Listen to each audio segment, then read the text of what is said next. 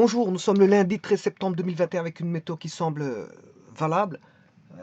On a eu du bon temps hier et aujourd'hui, bon, je vois un ciel qui est clair avec quelques petits nuages, mais bon, ça augure d'une bonne journée qui va se passer, qui va se produire. En tout cas, on va peut-être profiter de cette journée euh, qui va être passablement bonne pour la journée du 13 septembre. Sachez qu'on est le 13 septembre et que normalement, bon, l'été commence à tirer à sa fin. Nous en sommes à 8 jours de la fin de l'été et on a quand même un temps qui nous ravit en ce lundi 13 septembre 2021. Je vais faire ici une petite vidéo qui va être courte, qui va parler d'environnement. Enfin, j'ai ouvert 3 environnements.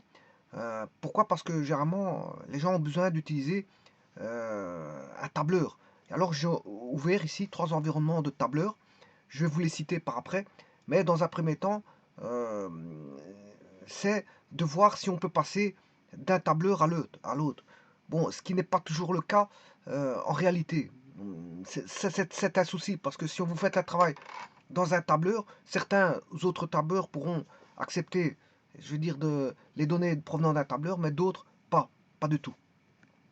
Alors, c'est normal parce qu'en fait, bon, c'est la construction, voilà, c'est dans la façon de construire les fichiers qui font qu'on a certaines structures, une structure de données, qui sont pris en compte par une extension de fichier, voilà, qui est d'un type donné, l'extension est d'un type donné, et parfois, euh, certaines extensions de fichiers permettent la portabilité euh, vers un, un autre environnement, vers un autre environnement.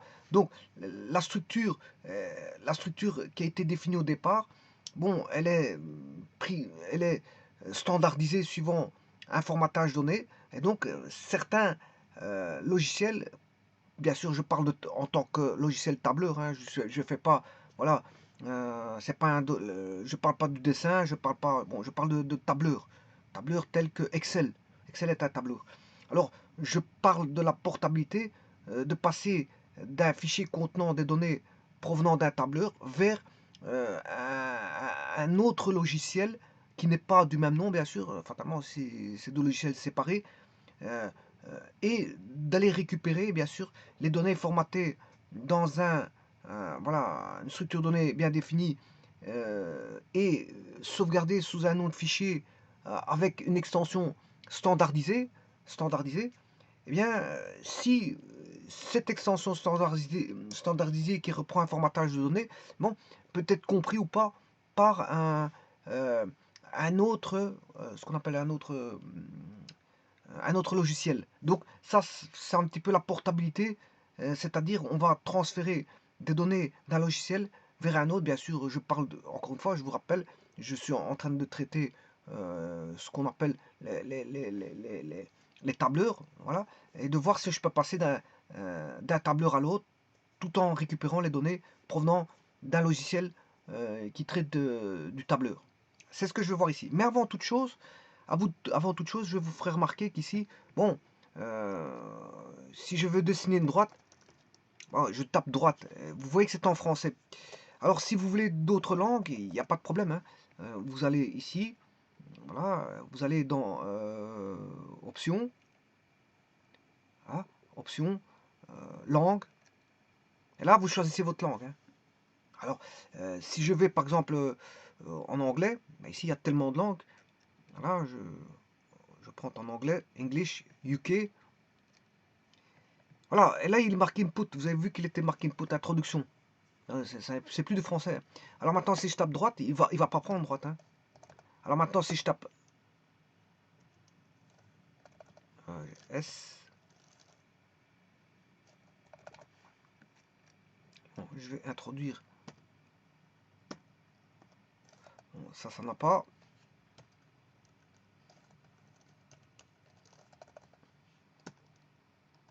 Tout d'un coup, en anglais, il a perdu voilà, l'autocomplete.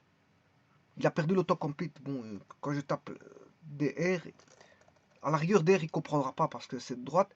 Mais je sais pas s'il y a des, en anglais, s'il y a des commandes GeoGebra qui commencent par DR. Je commence par T, il n'y a pas. Ah, il n'y a pas. Ça, c'est pas normal. En fait, il n'y a pas d'autocomplete apparemment. Bon, je vais taper 5x. Voilà, 5x.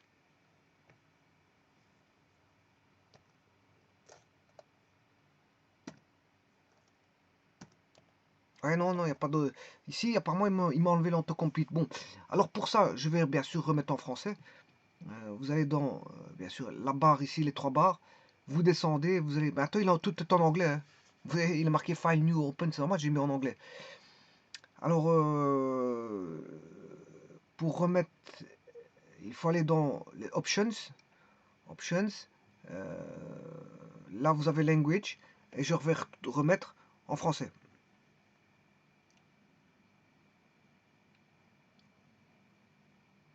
La lettre F. French, français. Voilà, alors maintenant je vais taper D. Tiens, il m'a plus mis, il a plus l'autocomplete là. C'est bizarre.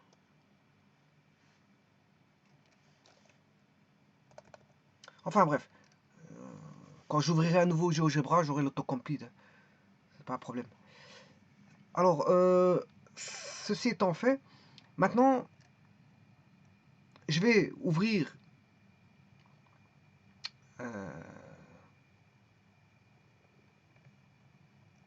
un tableur. Voilà, le tableur il est là. Alors, je peux vous dire pourquoi je fais ça. Je vous explique là pourquoi je fais ça. C'est parce que je me suis rendu compte que le tableur de GeoGebra, je m'excuse, bon, le logiciel là, n'est pas un tableur complet, hein. Il est muni d'un tableur, mais c'est un logiciel de mathématiques, on est bien d'accord, traitant, qui peut traiter bon,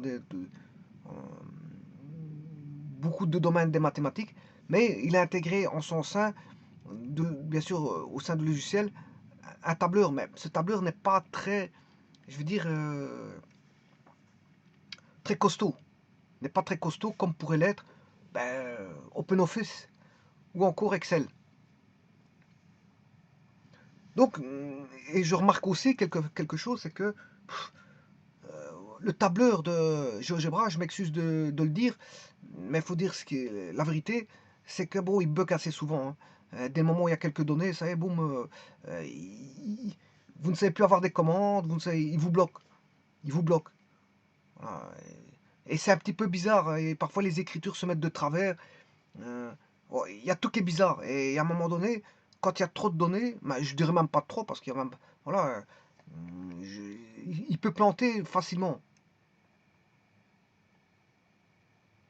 Il peut planter facilement. Alors ici, vous mettez qu'il a beaucoup de cellules, mais en vérité, une fois que vous avez mis quelques données, ça il plante. Donc les autres cellules ne serviront plus à rien. Voilà, donc je l'ai constaté à plusieurs reprises. Il n'y a pas un moment où chaque fois je mettais quelques données, mais le tableur plantait à chaque fois. Et ça, ça ne doit pas arriver parce que bon, si vous faites un travail qui vous arrête en plein milieu du travail, mais vous ne savez plus continuer votre travail, notamment pour ce qui me concerne de faire des vidéos. Si en plein milieu de la vidéo, vous avez le tableur qui ne fonctionne plus, bon, c'est un petit peu embêtant, hein.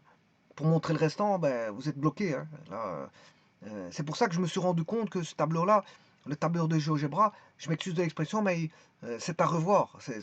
Pour les programmeurs, généralement, quand les programmeurs font de bonnes choses, je le dis. Je le dis que bon, le logiciel est très bien fait. Je pense à Excel. Excel est un trop beau logiciel, très bien fait. OpenOffice aussi. Voilà, il y a de nombreux logiciels qui sont bien faits, mais il y a des logiciels qui sont bien faits, mais il y a un problème. Ils ont voulu intégrer, je veux dire, euh, voilà, des outils, des outils en plus, mais ces outils, parfois, ils ne répondent pas comme vous le désirez. Pourquoi? Parce qu'en fait, il a ses limites. Il a ses limites. C'est pour vous dire que GeoGebra n'est pas un tableur purement un tableur, hein. C'est pas purement. Il a beaucoup d'outils et il intègre un tableur, mais le tableur il n'est pas terrible en soi parce il bug assez souvent. La plupart du temps, quand j'ai utilisé le tableur, ben, je me suis rendu compte qu'il bloquait, ou alors quand vous allez chercher le menu pour créer une liste de points, ben, le menu avait disparu là. Il avait disparu, donc il voulait plus vous créer une liste de points. Alors ça ne doit pas arriver parce que normalement, si Excel fait ça à chaque fois, bon, vous arrêtez votre travail, hein. Voilà. Excel est un logiciel professionnel utilisé par de nombreuses et d'innombrables entreprises dans le monde, hein. De par le monde, c'est un tableur très utilisé, hein. Ouais, il permet de faire vite de la comptabilité, voilà, des calculs de chiffres que ce soit de stock, on retrouve des chiffres dans les stocks, des chiffres à valeur financière, des chiffres voilà, de gestion, tout ce qui est chiffres, on peut les retrouver. euh, euh, Enfin, quand je dis chiffres, c'est plutôt des nombres, hein, vous m'aurez bien compris. Mais bon, on gère les nombres, ben, je veux dire, dans les quantités de stock, dans voilà, la gestion financière, dans pas mal d'endroits, on trouve des nombres. Et donc, tableur est très bien fait pour faire vite une sommation, ou aller chercher une fonction financière, ou aller chercher une fonction voilà, euh, appropriée par rapport au job que vous êtes en train d'effectuer. C'est-à-dire que Excel aide énormément pour les petites et moyennes entreprises. Et je veux voir de grandes entreprises, mais bon, maintenant, les grandes entreprises ont leur propre voilà, logiciel d'application ou d'applicatif. Voilà, ils ont des logiciels plus lourds, euh, notamment des logiciels en ERP. Donc là, bon, c'est des logiciels beaucoup plus lourds, mais parfois Excel peut aider et peut s'intégrer. On peut exporter les données d'Excel vers un ERP sans aucun problème, et, et inversement. Donc, c'est pour vous dire que Excel est quelque chose de très puissant, notamment quand il intègre son outil de programmation qui est Visual Basic pour application. Et donc, à partir de là, ben, on a une interaction qui est, je veux dire, illimitée, hein. On peut faire ce qu'on veut, une interaction illimitée. Et en plus de ça, on peut programmer en Visual C++, voilà, voilà, des applications qui sont en relation avec, bien sûr, des documents Word, des documents Excel, ben, c'est une ouverture, hein, voilà, on peut faire ce qu'on veut. Voilà, quelqu'un qui connaît bien la programmation, qui la connaît extrêmement bien, notamment la programmation spécifique d'interrelation, d'interliaison entre, bien sûr, la programmation Visual C++ ou Visual Basic, peu importe, hein, que ce soit l'un ou l'autre, voilà, mais l'interaction avec. euh, j'ai pas dit Visual Basic pour application, hein, parce que Visual Basic pour application fait d'innombrables choses. Mais le Visual Basic peut aussi faire des interrelations, des interactions avec des documents Excel, sans aucun problème. Sans aucun problème. Mais maintenant, il faut avoir de l'expertise et être formé, bien sûr, pour savoir faire certaines choses qui ne sont pas données à tout le monde, hein, parce que bon, c'est des choses spécifiques, donc il faut en avoir fait la formation. Si, si ce sont des choses spécifiques, mais il faut avoir fait la formation spécifique. C'est pas tous les jours qu'on rencontre des personnes bon, qui programment, qui font des codages, qui vont faire des interrelations, voilà, Visual Basic ou Visual C++, vers, vers Excel ou Access ou Word ou peu importe, hein, ou PowerPoint ou ce que vous voulez. Enfin, ce que vous voulez, les applicatifs Windows. Alors voilà, donc le tout c'est de savoir si on peut euh, faire des exportations. Et apparemment, ici, si je vais dans le tableur, exporter en, ben, vous voyez que j'ai pas 36 choix, hein. GGB c'est GeoGebra. Voilà, je peux sauvegarder en SVG, PNG, PSTrix, PGF TIGS et asymptote. Bon, 1, 2, 3, 4, il n'y a que 6 possibilités d'exportation, rien de plus, hein, rien de plus. Et encore, PNG, voilà, c'est de l'image, donc je veux bien mettre de données. Alors pourquoi? Parce que regardez, ici, si je suis dans Excel, bah, c'est plutôt un Excel léger puisque c'est Microsoft Excel Starter. Voilà, c'est un starter et voilà, c'est un logiciel Excel spécifique qui est le starter. Voilà. Donc si je mets par exemple, euh, si je veux insérer une fonction, je vais dans, il faut que je trouve les fonctions, tableau, image, forme, colonne, ligne.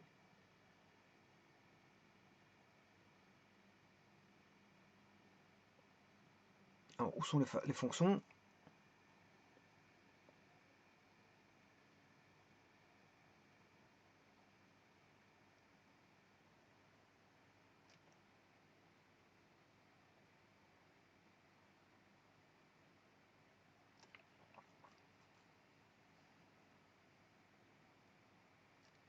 Ouais, c'est formule. Ouais, j'ai pas vu qu'il y avait. Ici, c'est formule. Vous insérez une fonction, c'est ici. F de x. Alors, bon, je sais pas combien de fonctions qu'il y a ici, mais voilà. Si vous mettez tous, vous les avez tous.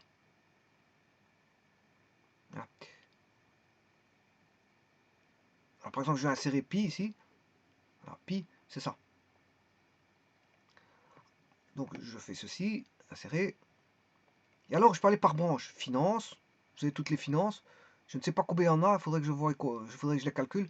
Voilà. Date et heure, maths et trigonométrie, statistique, recherche et matrice, base de données,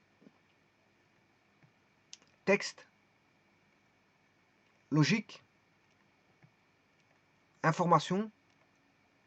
Bon, pour savoir si une cellule est paire ou impaire, ou s'il y a une erreur, tester s'il y a une erreur, etc. etc. Tralali, tralala. Bon, information, je l'ai dit. Ouais. Ingénierie, des courbes spécifiques, voilà, courbes de Bessel, etc. Cube,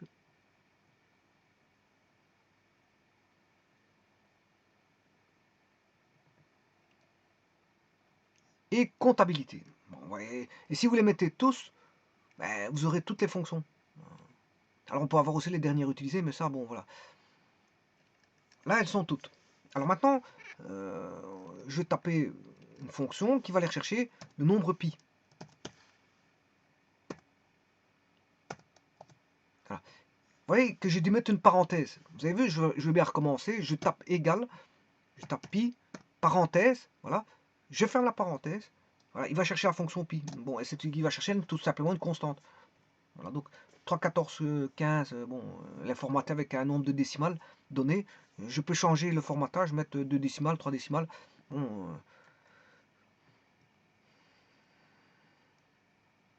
format de la cellule. Le nombre, on peut le formater. Voilà, je vais mettre 2 décimales, ou 3 ou 4, peu importe, 5, 6, 7, 8, voilà. Je vais en mettre voilà, 12 décimales.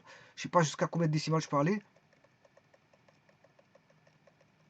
Voilà. Il peut aller jusqu'à 30 décimales. Comme ça, vous le savez. Voilà. Il peut aller jusqu'à 30 décimales. Alors, vous voyez que le nombre pi, il n'est pas bon, là. Hein. Ce nombre pi, il n'est pas bon. Je viens de le constater à l'instant, il n'est pas bon. Parce que si je mets 30 décimales, il doit avoir 30 valeurs. Pi est un nombre irrationnel. Donc, la valeur de pi sur Excel n'est pas bonne. Ils l'ont mal programmé. Ça, c'est une erreur de programmation. Parce que 30 décimales, il doit vous mettre... nombre est un nombre irrationnel. Pi est un nombre irrationnel, il doit vous mettre 30 décimales de nombre. Alors ici, il a mis tous des zéros, c'est pas normal. C'est pas normal qu'il ait mis tous des zéros. Voilà, donc ça veut dire qu'au niveau de la programmation du nombre pi, il y a une erreur. Ceci étant dit, vous avez vu comment j'ai fait pour taper pi sur Excel. Maintenant, je tape pi sur OpenOffice. Donc je tape égal pi. C'est un peu la même chose.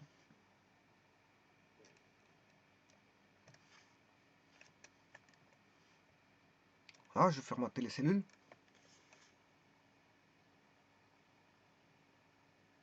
Là, il met un petit temps pour le faire, et ça c'est déjà mauvais. Parce que Excel, il me l'a fait tout de suite. Hein.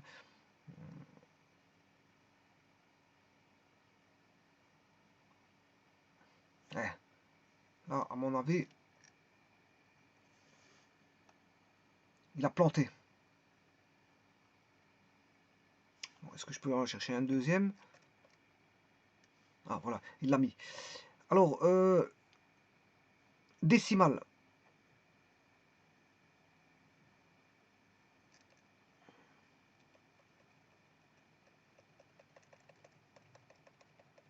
Vingt décimales.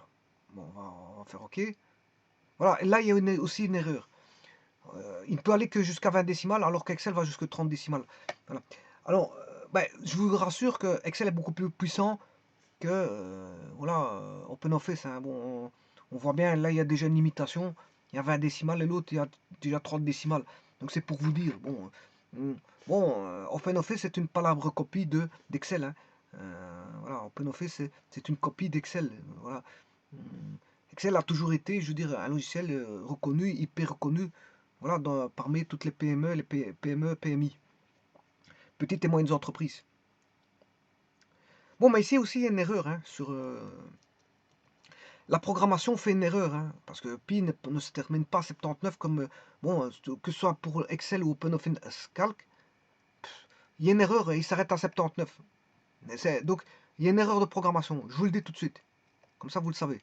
Alors maintenant, on va taper ici pi. Alors pi, vous devez faire égal et vous tapez juste pi. Il n'y a pas besoin de me mettre de parenthèse. Donc ça c'est fondamental. Donc il a créé un symbole qui est pi. Ouais. Et donc là, je peux vous dire que c'est déjà pas la même programmation. La structuration, le formatage de données ne sera pas les mêmes. Parce que c'est pas déjà pas les mêmes fonctions. Donc c'est pour vous dire que on peut mal imaginer, on a du mal à imaginer comment on peut transporter, je veux dire, les données du tableur, comment est-ce qu'on appelle ça, de GeoGebra vers un autre tableur, et inversement. Parce qu'en fait, vous voyez que j'ai dû taper pi, il m'a mis un symbolisme qui est propre à GeoGebra. Voilà, donc là, on commence à voir que, enfin, qu'il y a certaines choses qui ne seront pas portables. Alors maintenant, ce que je peux faire, 1, 2, voilà, ça je peux faire. Je vais mettre 45, ouais, je vais mettre 25, 52, 41. Bon. Alors maintenant, ce qui est intéressant de voir, c'est les extensions de fichiers. Il existe toute une panoplie d'extensions de fichiers. Bon, le but, c'est pas de connaître toutes les extensions de fichiers. Bon, il y en a tellement que bon, ça m'étonnerait que une personne connaisse toutes les extensions de fichiers. Il suffit que j'en cite une seule qui ne saura jamais quel type d'extension de fichier. Et de toute façon, c'est pas pour vocation à être connu, c'est une vocation. Les extensions de fichiers, soit on connaît les principaux, hein, les principaux fichiers provenant de certains logiciels qui sont connus. On utilise certains logiciels très connus, généralement standardisés, qui vont créer bon, une petite panoplie comment on appelle ça, d'extensions de fichiers, dont des fichiers reconnus par des propres logiciels qui vont créer l'extension de fichiers et le formatage. Voilà. Mais certains formatages, certaines extensions de fichiers seront compréhensibles par d'autres. Mais ce ne sera pas toujours le cas. Donc tout dépendra si on peut faire l'exportation ou pas. Alors ici vous avez toute une liste, hein, vous pouvez aller par ordre alphabétique, les A, voilà, si je fais les B, vous avez les B, etc. Bon, par exemple, si je prends le A, ABW, AC3, audio codec 3, ACE, fichier compressé avec WinAce, ACP, image 3D de logiciel intérieur 3D de micro-application. Vous voyez, ACP c'est propre à intérieur 3D. Hein. Voilà, si je prends par exemple AEP, c'est After Effects, AI c'est Adobe Illustrator, bon, et ainsi de suite. APK c'est application Android. Bon, on ne demande pas de connaître tout ça. On ne vous demande pas de connaître tous les logiciels et de connaître toutes les extensions de fichiers de tous les logiciels. Cette base de données-là est là pour vous justement aller rechercher. Mais vous devez connaître les principaux. Par exemple, ASP, mais c'est Active Server Pages. Ce sont des pages de serveurs actifs. Voilà, voilà ce sont des pages qui peuvent se mettre sur un navigateur, si vous voulez. Un navigateur. Un navigateur.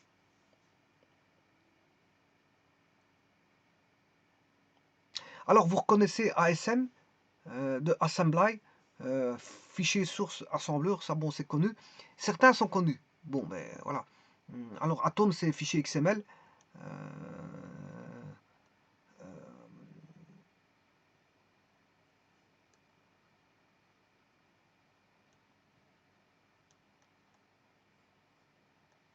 Et voilà, vous avez tout. Là je passe déjà au B. B6, si je vous dis B6.1, B6i et B6t, ben c'est pas tout le monde qui connaît ça, bien sûr. Ça dépend, voilà, l'usage que vous avez de vos logiciels et les fichiers qui sortent de vos logiciels. Donc, vous n'utilisez pas tous les logiciels pour connaître tout ça. Et c'est normal, parce qu'il y a tellement d'extensions que vous devez, je vous dis, il faut connaître les principaux. Alors, vous pouvez les lire, hein, vous savez lire comme moi.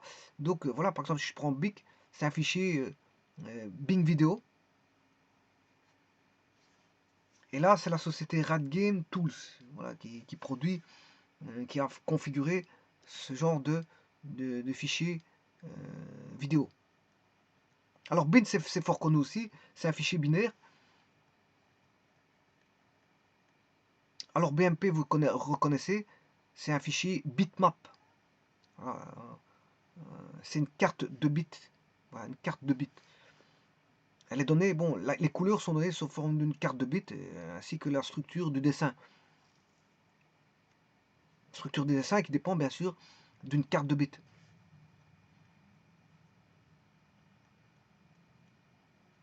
Alors certains reconnaîtront certains fichiers qu'ils utilisent,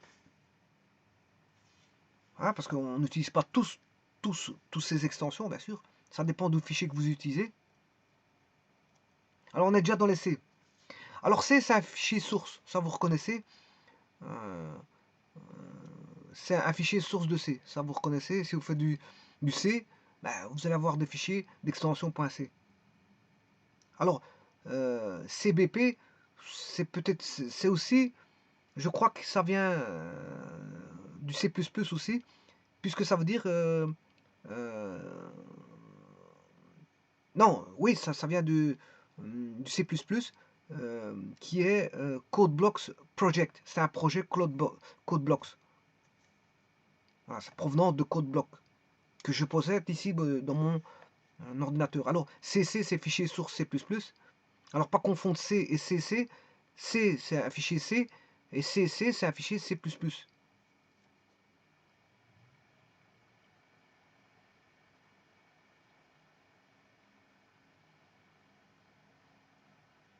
Alors, CDR, ça peut provenir de CorelDRAW. Alors, CHK, c'est checkdisk. ScanDisk, checkdisk. Alors, c'est pour utiliser checkdisk est un contrôle du disque utilisé par défragmentation. Utilisé en défragmentant et pour garder les fragments de fichiers perdus. Voilà, c'est une espèce de, voilà, de contrôle de disque et de récupération de données et de, si vous voulez, de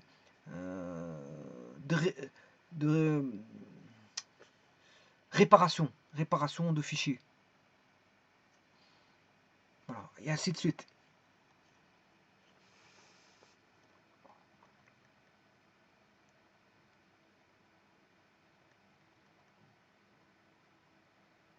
Alors CSS, ce sont des feuilles de style en cascade. Cure, c'est des fichiers curseur Windows. Et ainsi de suite. Alors date, bien sûr, c'est fichier .date. Ce sont des fichiers data qu'on peut créer à l'aide d'un fichier texte. Créé à partir d'un fichier texte et lu à partir d'un fichier texte. DB, c'est bon, sont des tables de la base de données Paradox. DBF, voilà, c'est un fichier de base de données de DBase.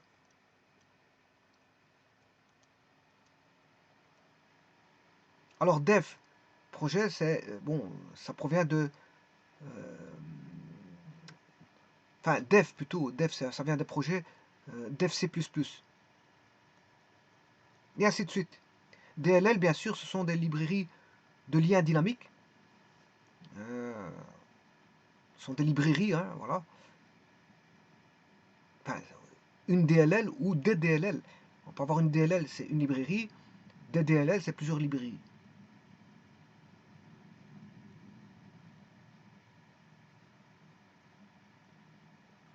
Alors, vous reconnaissez les docs de Microsoft Word avec macro ou sans macro, docx et docm. D'autres sont des fichiers templates provenant toujours de Microsoft Word. C'est un modèle, hein, voilà, c'est un modèle. Ce sont des fichiers templates, voilà, des modèles. des documents modèles, type, des documents types si vous voulez. Alors vous avez DPR, vous reconnaissez si vous avez fait voilà, des projets Delphi. Delphi, ben voilà, vous avez des fichiers, des projets DPR, Delphi Project.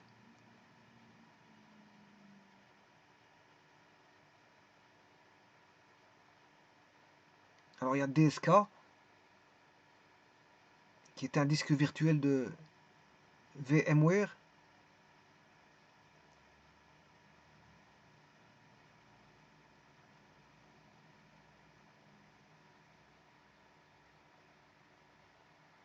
Alors EML, c'est un email Microsoft Outlook, Express bien sûr. Exe, c'est un exécutable. Mais attention que c'est un exécutable binaire.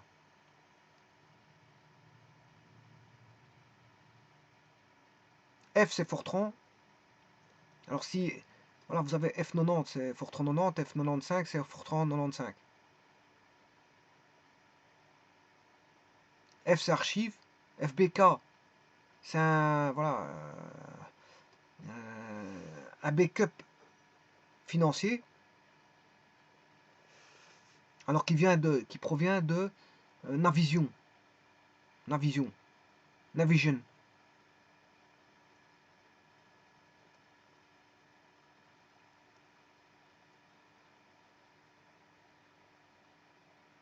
Bon, il existe de nombreux logiciels, hein, des logiciels et des progiciels.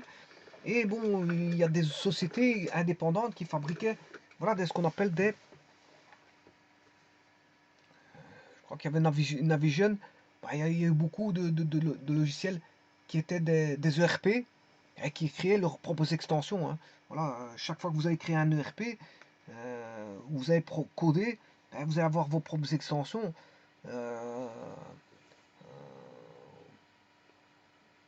vous allez avoir vos propres extensions, donc c'est normal que aux extensions existantes viendront se greffer de nouvelles extensions provenant de nouveaux logiciels ou nouveaux progiciels, parce que c'est pas tous des logiciels ici. On peut avoir des logiciels qu'on peut avoir des progiciels. Tout dépend, hein, si c'est une étude qui a été faite pour des besoins spécifiques ou c'est pour voilà,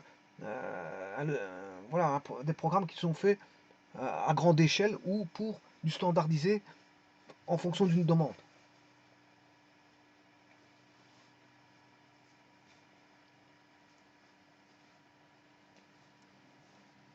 Et alors voilà, donc vous avez d'innombrables et je vous laisse le lire. Donc c'est pour vous dire que bon, je ne connais personne qui connaît tout ça. C'est tout à fait normal. Parce que déjà, il n'y a pas d'utilité à connaître tout ça. Ça c'est une chose. Il n'y a aucune utilité à connaître ça, hein. Bon, si quelqu'un veut étudier ça, il n'y a pas de problème. S'il peut passer son temps à étudier ça, voilà, c'est un peu comme beaucoup de choses. Il y a beaucoup de choses qu'on ne retient pas. On a toutes des bases de données qui sont là pour aller les consulter et aller les lire et aller retirer les informations, hein. C'est des choses qu'on ne retient pas. On retient, bon, il y a beaucoup de choses qu'on retient parce qu'on l'utilise tous les jours. Par exemple, quelqu'un qui va utiliser des vidéos flash, ben, il va avoir des FLV, il verra des FLV, des extensions FLV et ainsi de suite. Alors là, on retrouve les open documents, hein, donc FODG, FODP, FODS, FODT, tout ça c'est de l'open document.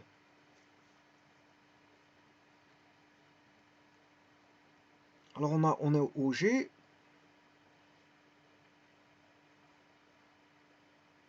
Alors Géo c'est ben, de Géophare. G c'est un format de voilà graphique.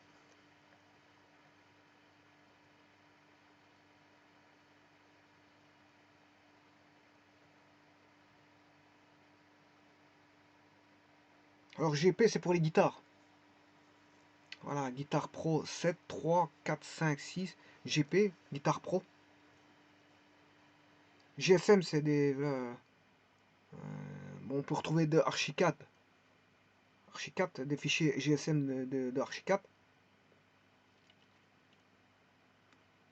On avait aussi des fichiers audio, voilà, pour modem.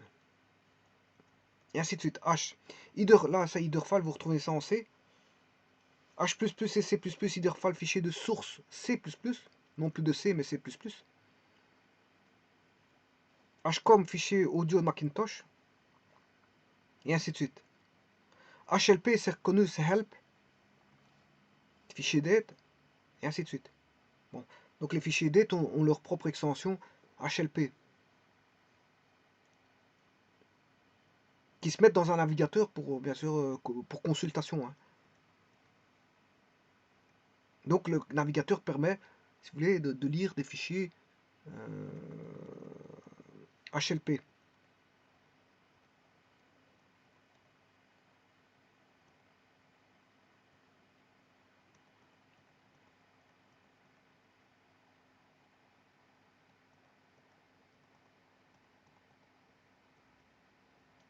Voilà, vous retrouvez le GIF.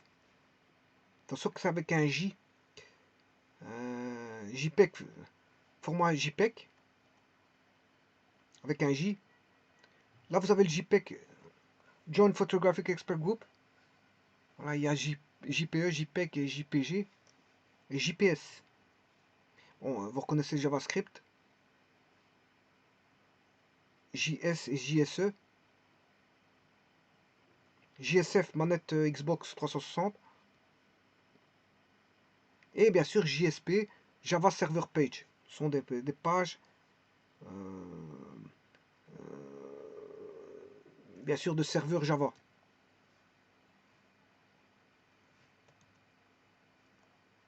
Pas confondre avec JavaScript. Hein. Voilà, JS et JSP.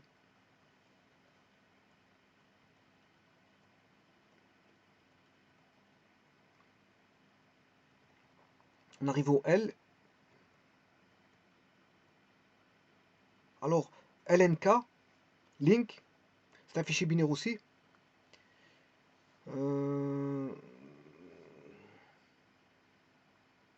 Donc, c'est un lien. Link, c'est un lien, c'est un format de raccourci sous Windows.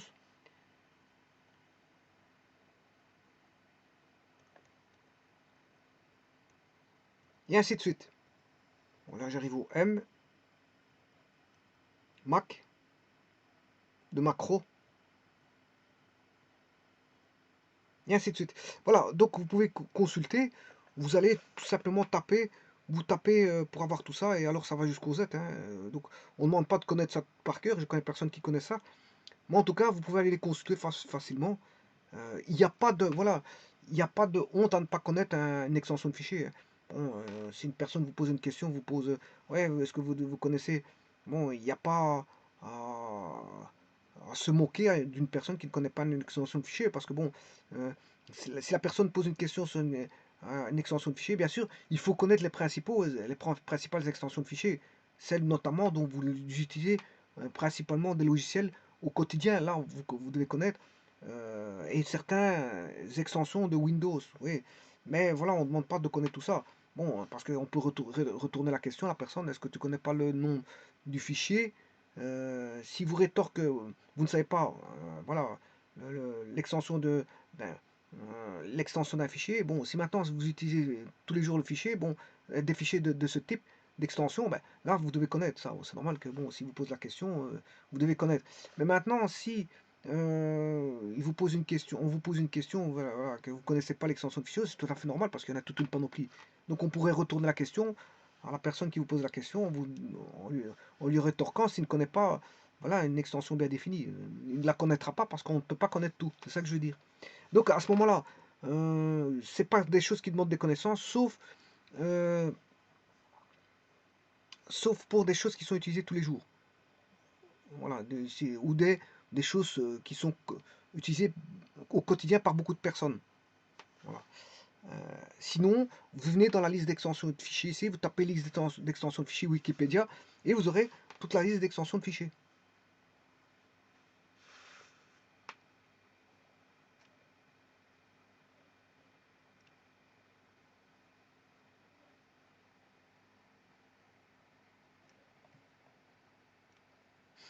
Voilà, alors maintenant, ceci étant dit,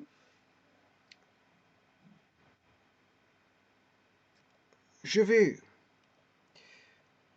faire une exportation.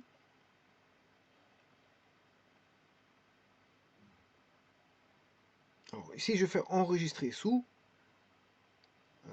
Voilà, je vais le mettre dans le bureau. Alors je vais le mettre en Excel. Non. Alors là, ici, XLS. Voilà. Fichier binaire Excel.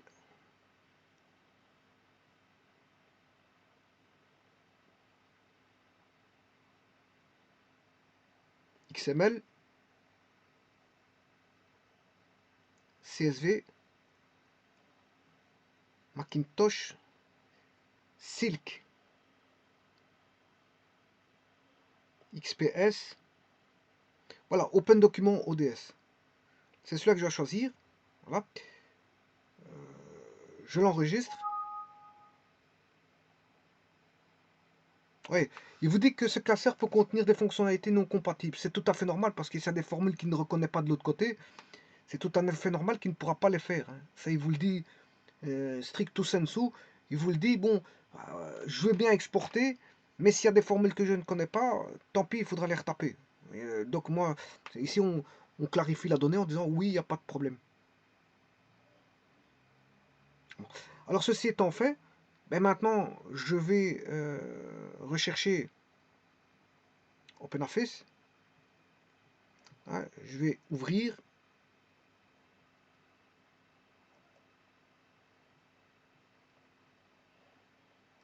le document que j'ai mis en ODF. Je ne sais pas où ce qu'il est.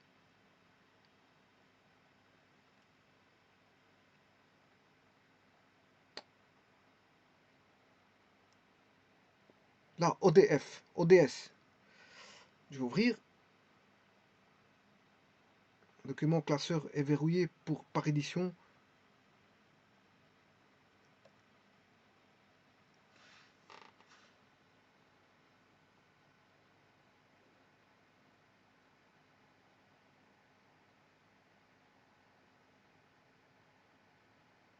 Voilà, et c'est ça.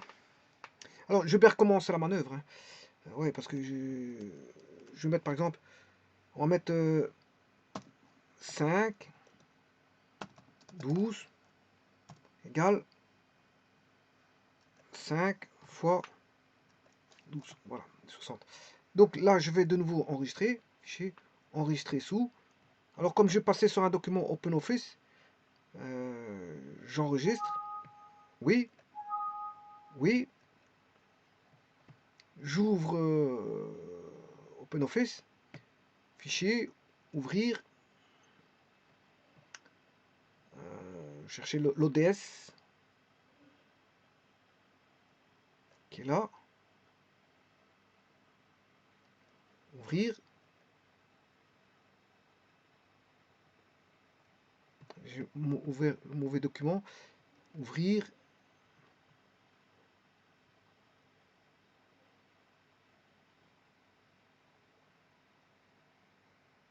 Je l'ai pas. Peut-être qu'il faut l'enregistrer.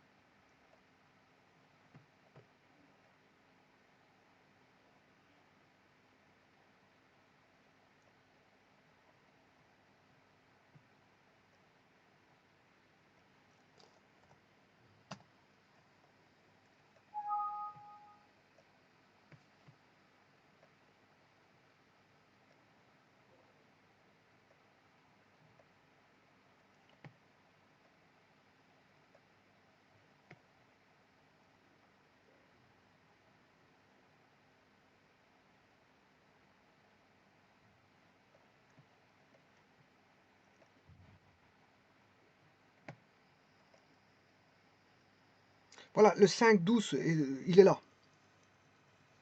Il est là. Voilà, donc vous voyez qu'on s'est exporté de Excel vers OpenOffice. OpenOffice. Bon, maintenant, je vais effacer ceci.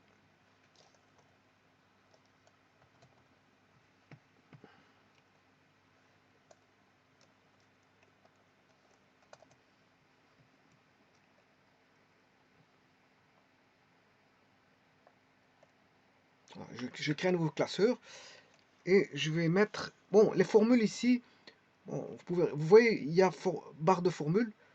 Hein, je peux la faire apparaître ou la faire disparaître. Hein. Là, je l'ai fait disparaître, je la fais réapparaître. Vous voyez, affichage, barre de formule, elle est disparue. Barre de formule, elle apparaît. Donc la barre de formule, ici, les fonctions sont là. Là, les fonctions, ben, elles sont toutes. Tout à l'heure, ils appelaient tous. Ici, c'est toutes. En vérité, on dit toutes les fonctions. Hein. Parce que sur Excel, ils disent toutes, tous. Voilà. Insérer une fonction. Ici, il est marqué tous. Alors que c'est toutes les fonctions. On ne dit pas tous. Tous. Voilà, on ne dit pas tous, on dit toutes. Voilà, là, c'est déjà mieux.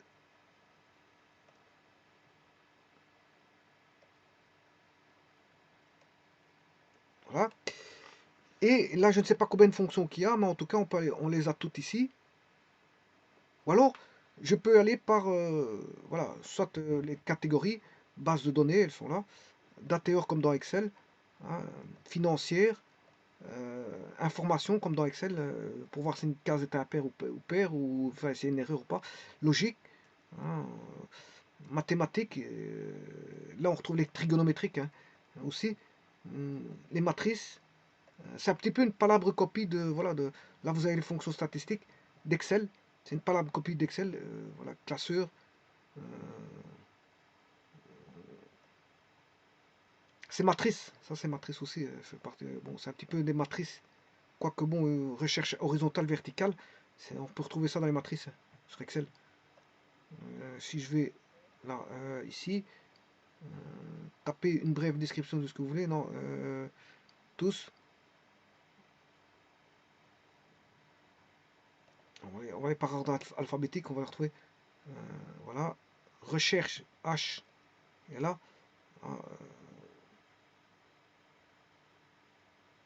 voilà, vous voyez que c'est une fonction matricielle. Hein. Cherche une valeur dans la première ligne d'une matrice d'une valeur ou d'un tableau. Donc c'est une fonction matricielle, mais ils l'ont mis ici sous classeur. Voilà, ils l'ont mis dans classeur. Recherche V, ils l'ont mis dans classeur. Recherche V, recherche H. Recherche horizontale, recherche verticale. Ils l'ont mis dans classeur. Alors que bon, c'est pour les matrices. C'est dans matrice pour... hein, si je vais sur Excel, voilà, je vais ici, je vais chercher les matrices.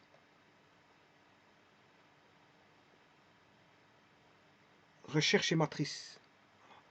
Et là, recherche H, recherche V sont dans recherche et matrice. Alors que sur OpenOffice.doc, ils l'ont mis dans classeur. Bon. Là, on a tout ce qui est texte, concaténé, etc. Et il y a les add-ins. Les add-ins, voilà, qui sont des fonctions de Bessel. On retrouve les fonctions de Bessel, etc. Les add-ins, apparemment, c'est ceci. C'est dans la fonction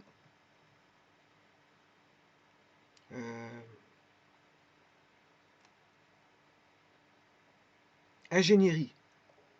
Voilà, on retrouve dans c'est ingénierie. Les add-ins, voilà, add-in c'est dans ingénierie. Alors maintenant, je vais faire tout le contraire. Je vais effacer, bien sûr, le premier document.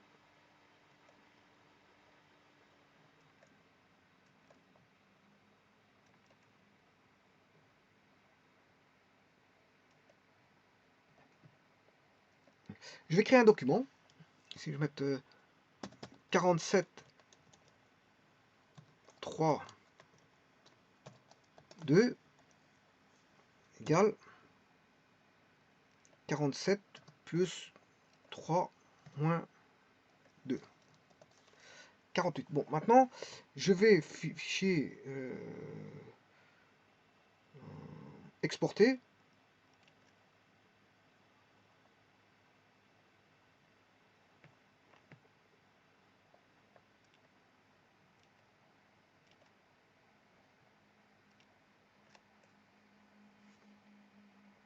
Alors,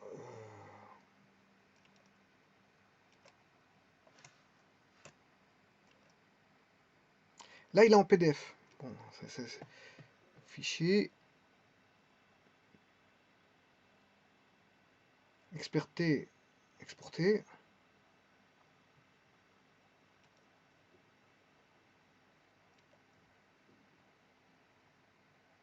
Bon, il l'a mis en PDF. Bon, ça m'intéresse pas. Fichier.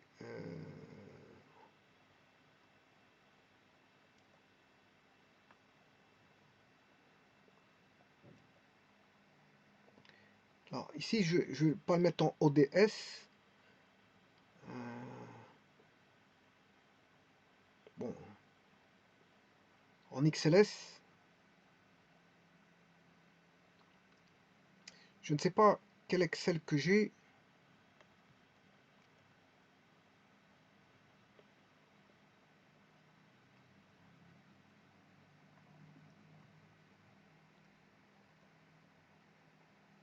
« 2010. 2010.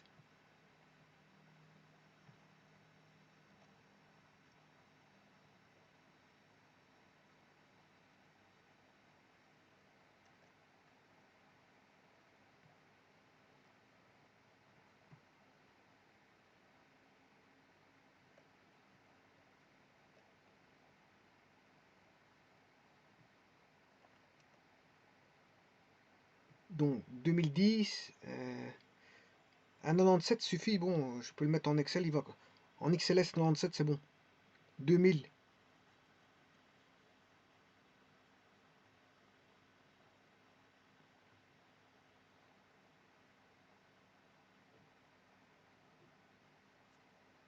Bon, je vais le prendre en XLS. Voilà. J'enregistre.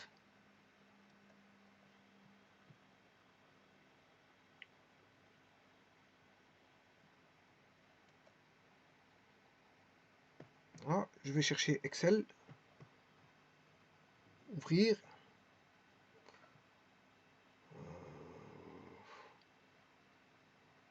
Sans nom XLS. Ouvrir.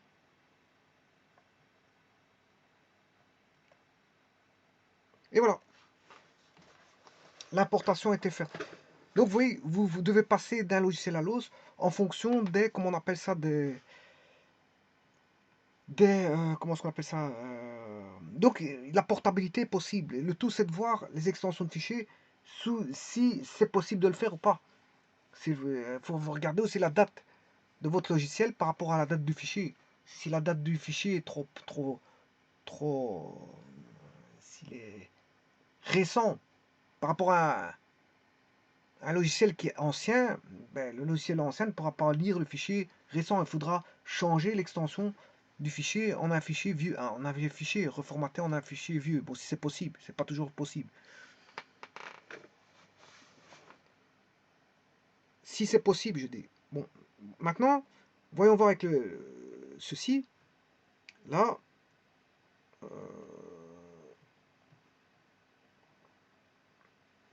on ne sait pas faire de ça avec ceci.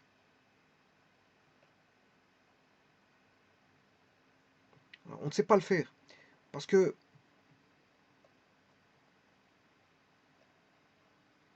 on ne sait pas le faire. Par contre, je vais passer de.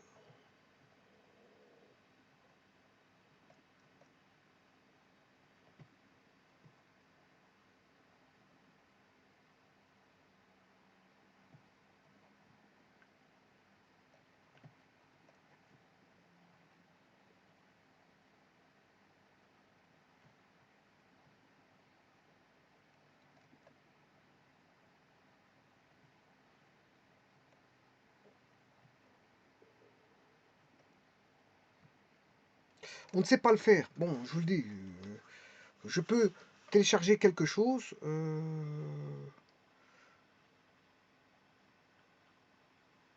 on ne sait pas le faire. Ils veulent sauvegarder sous forme d'un dessin. Le dessin, ben, c'est pas intéressant. Voilà. Et encore, le dessin va être déformé. J'aurais pu vous le montrer, mais voilà, bon, je vais bien rouvrir le. Ouais, en tout cas, de fichiers d'Excel à. Je peux passer du tableur Excel vers le tableur. Comment on appelle ça?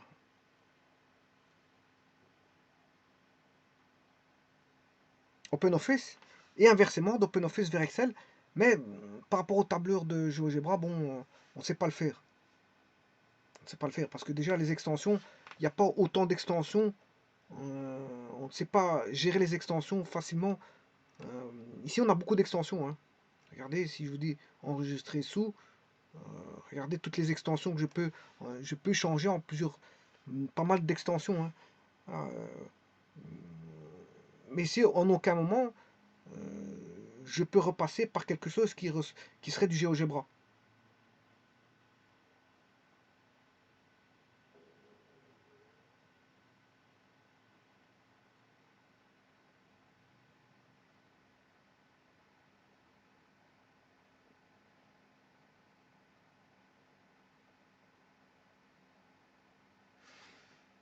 Alors, par contre,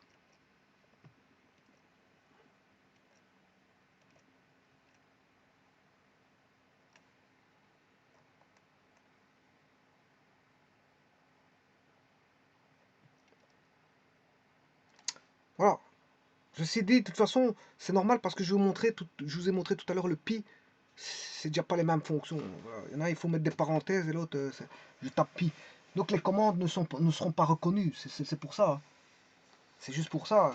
Parce que les commandes ne sont pas les mêmes d'un côté que comme de l'autre. Bon, sur Excel et OpenOffice, bon, il y a une relative, on va dire, ressemblance. C'est fortement ressemblant. C'est deux tableurs qui se ressemblent. D'ailleurs, je vous ai dit, c'est une palabre copie. Donc, il y a juste des petites modifications. Donc, ces modifications, on peut les comprendre comme étant une structure de données qui est propre à un logiciel qui est ici OpenOffice Calc. Mais tout en étant une palabre copie d'Excel. Donc, ça permet, si vous voulez, le transfert de formatage de données de l'un vers l'autre. Donc, par changement de, comment on appelle ça, d'extension.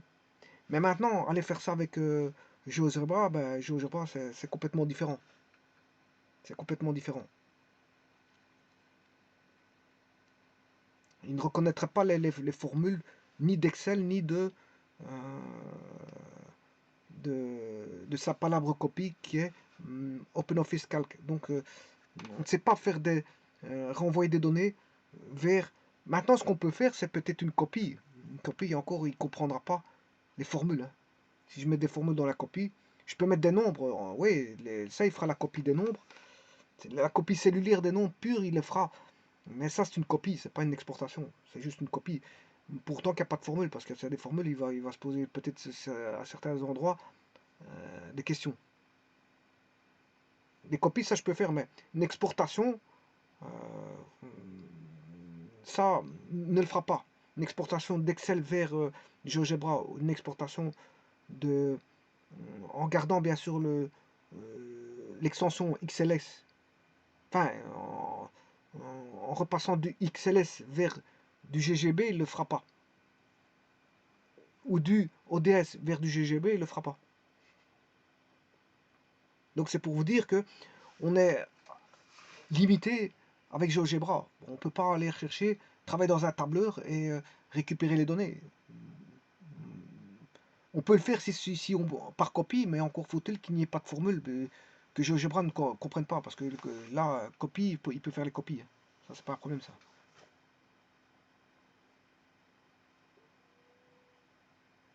Je vous remercie.